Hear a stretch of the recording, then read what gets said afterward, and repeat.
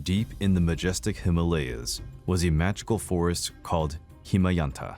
This magical land was home to remarkable beings, among whom stood out the Kinaras, spellbinding creatures who were half woman and half bird. The most beautiful of them all was Manohara, with shimmering gold feathers and sparkling starry eyes. Her grace was such that her mere flight seemed like a celestial dance. One day, while Manohara was freely soaring through the Himayanta skies, a hunter, lured by her unparalleled beauty, set a trap and captured her. Proud of his feat, the hunter brought her to the Panchala kingdom, where the young and brave Prince Sudhana reigned.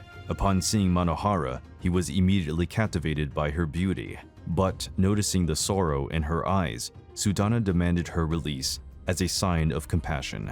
But Manohara, touched by the prince's kindness, decided to stay.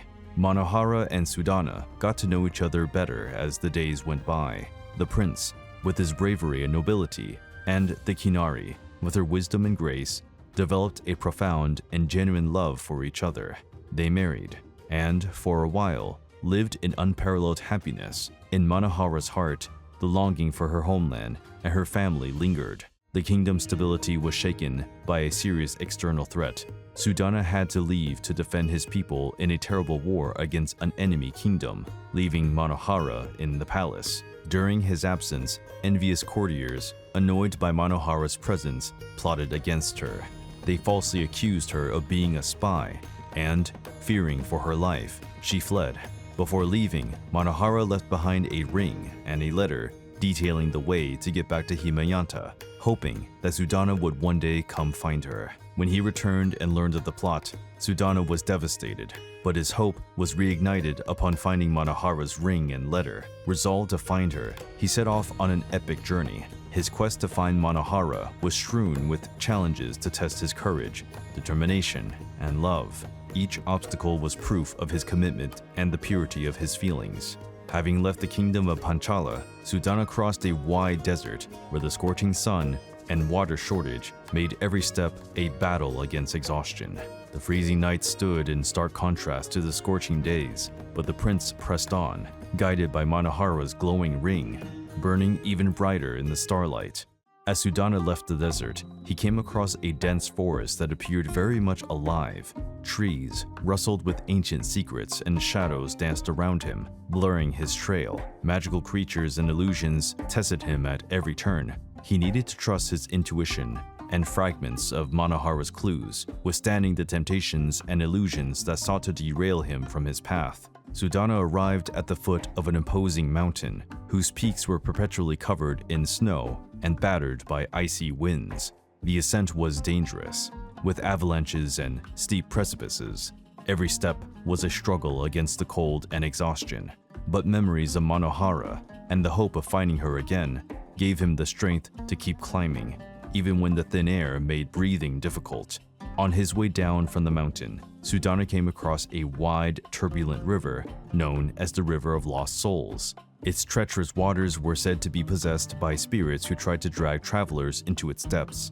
He had to build a ramshackle raft and cross the river, while the spirits tried to deter him from fearful and despairing visions.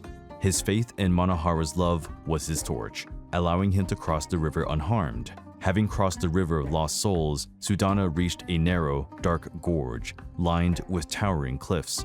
As he moved forward, he felt an overwhelming presence and realized that he was not alone. From the shadows suddenly emerged Yaksha, an imposing-looking ogre, with eyes as bright as fire and a thunderous voice. "Who dares invade my territory?"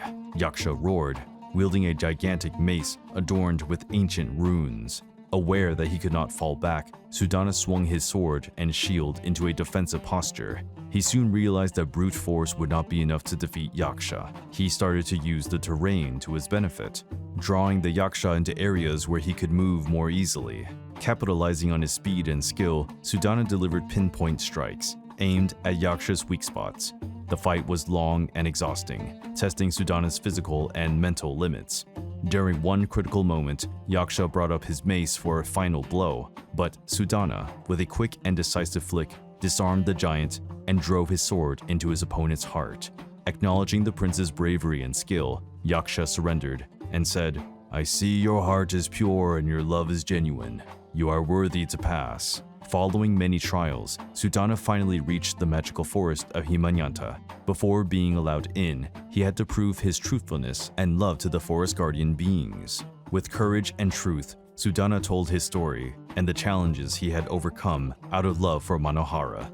Touched by his devotion, the guardians allowed him to cross. Deep in the forest, Sudhana found Manohara. The reunion was emotional, a celebration of love that neither distance nor hardship could destroy. Seeing Sudhana's determination and love, Manohara knew that he was worthy of her eternal love. Sudhana and Manohara returned to the Panchala kingdom, where truth was revealed and justice restored. Forged through hardship, their love became the stuff of legend, inspiring generations with its story of sacrifice, virtue, and perseverance.